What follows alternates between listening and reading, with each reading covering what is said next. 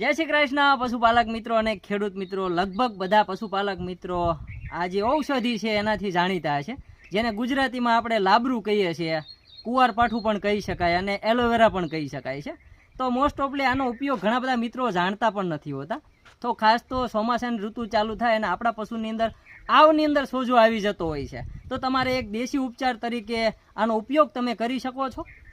આનું જે છે ઉપલી જે ચામડી છે એ કાઢી નાખવાની છે, અંદરનો જે ભાગ છે એને લઈ લેવાનો. 250 ગ્રામ જેટલું લાબરું, 50 ગ્રામ જેટલી હળદર અને 15 ગ્રામની ચૂનાની ટોટી લઈ લેવાની છે અને એનો મલમ બની જશે લાલ મલમ.